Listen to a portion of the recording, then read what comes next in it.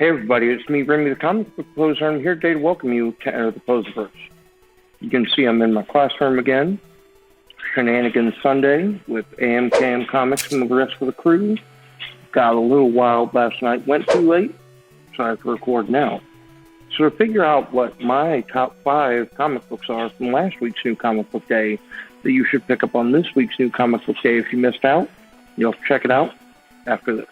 Hey, little girl. Did you want to know a secret? I got 5 on it. 5. 1, 2, 3, 4, 5. Couple quick announcements before we get to our 5 books this week, because Stabity taught me how to count. Number 1, you have until midnight Central on tomorrow, the 12th of October, to comment on last week's poll list video to get your entry into the 1.1K giveaway.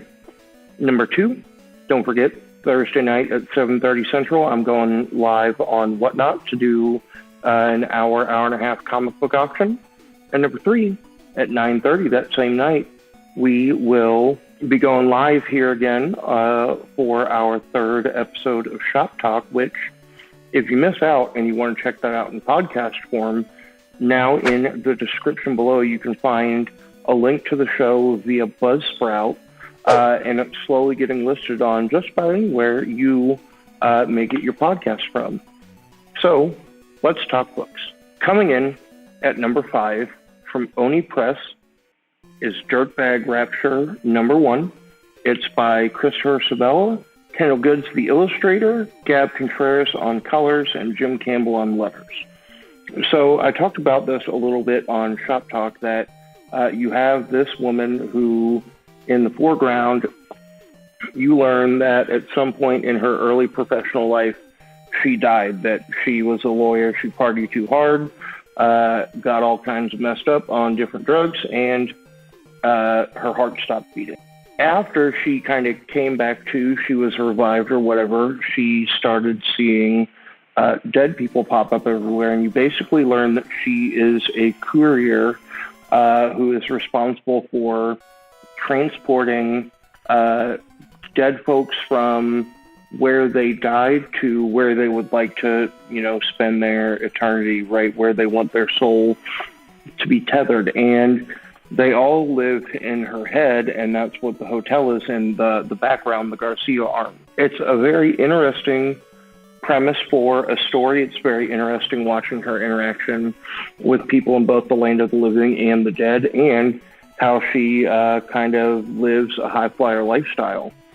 The other thing is interesting that sets up the conflict arc is the last half of the book, where you meet a new guest, a new client, a new someone that she's asked to transport to Paris, and you find out more of that story in the last couple of pages, and it definitely makes me want to check out issue number 2. Coming in at number 4, from Vault Comics, is The Last Book You'll Ever Read, number 3.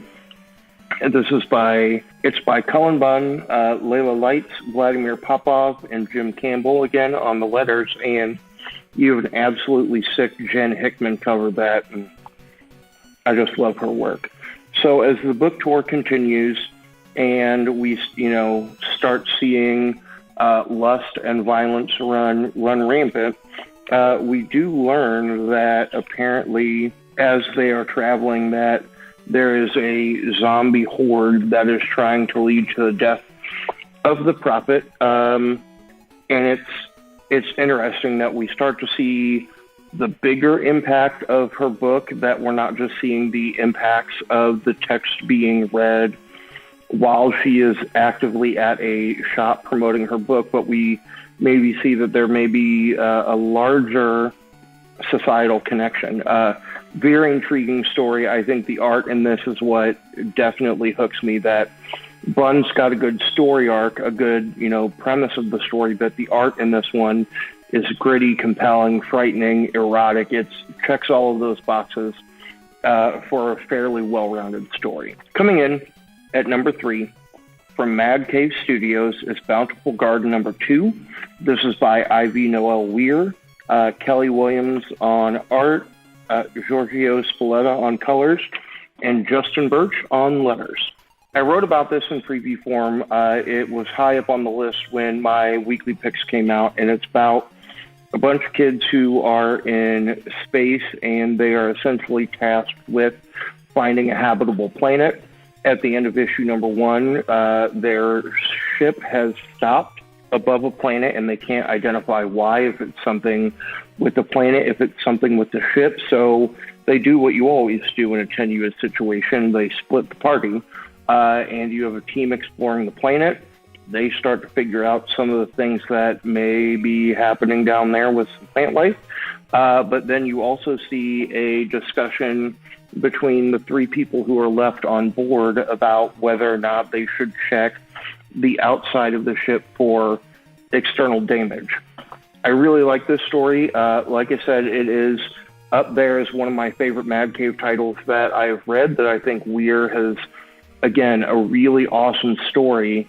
That sure, we've heard space survival stories, but I think the way that they, sandwich together the terrestrial conflict and the space conflict happens in a really clean way that keeps you engaged the whole time. Coming in at number 2, this was the book that I talked about on Shop Talk this week, after last week being very, very upset with the way that a book ended in this particular series. We've got The Amazing Spider-Man number 75, or I just want to call it Spider-Man 1, because if you don't know my dislike for what Nick Spencer did, then it's like I just mentioned randomly that I hate him, or I hate what he did to Spider-Man. He's probably a nice person, but I mention that, kind of frequently.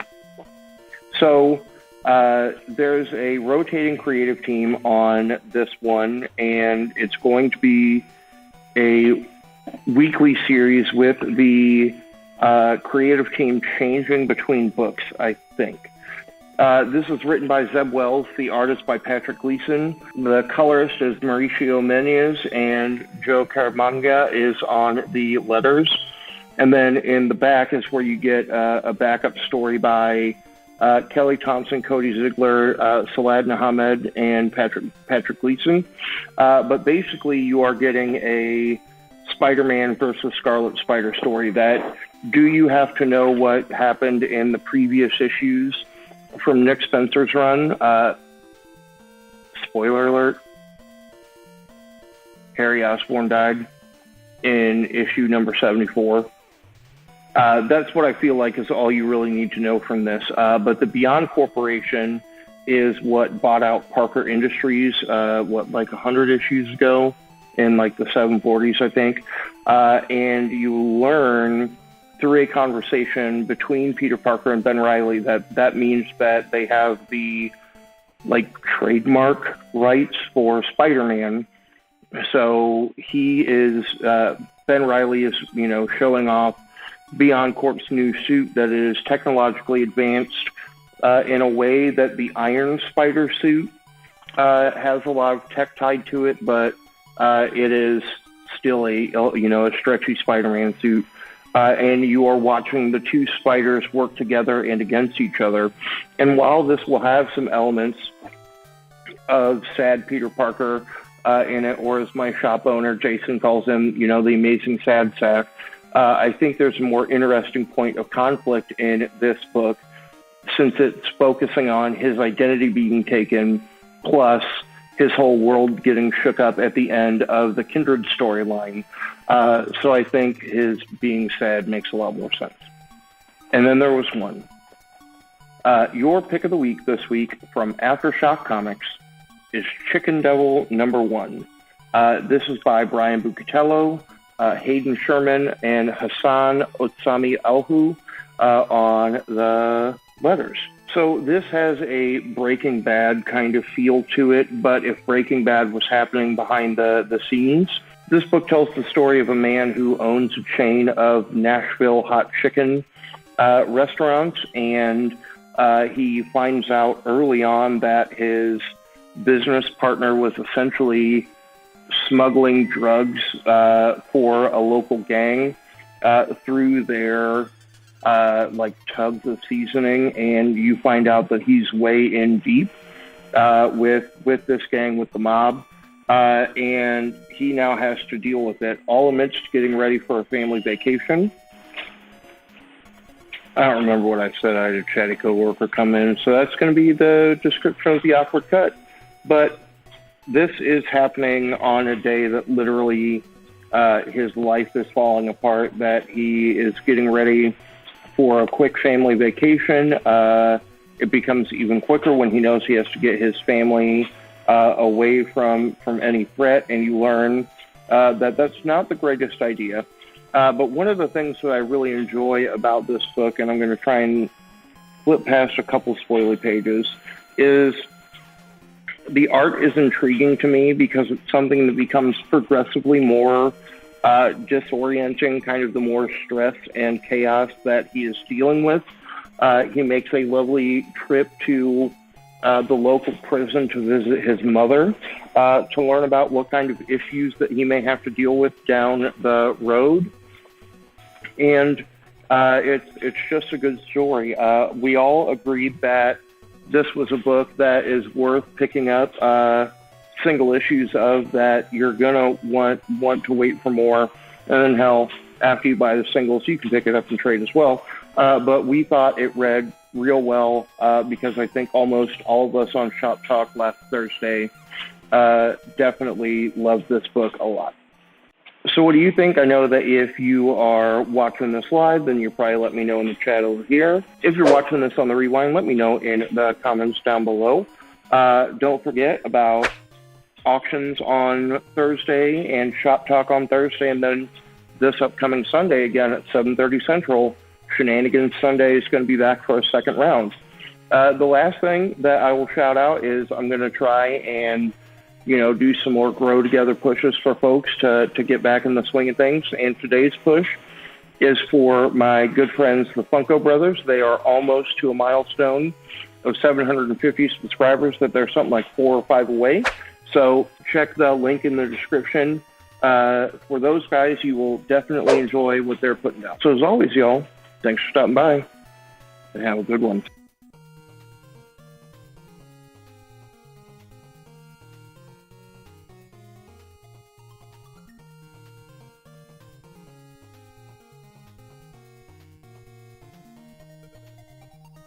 Hey, little girl, did you want to know a secret? I got 5 on it. 5, 1, 2, 3, 4, 5.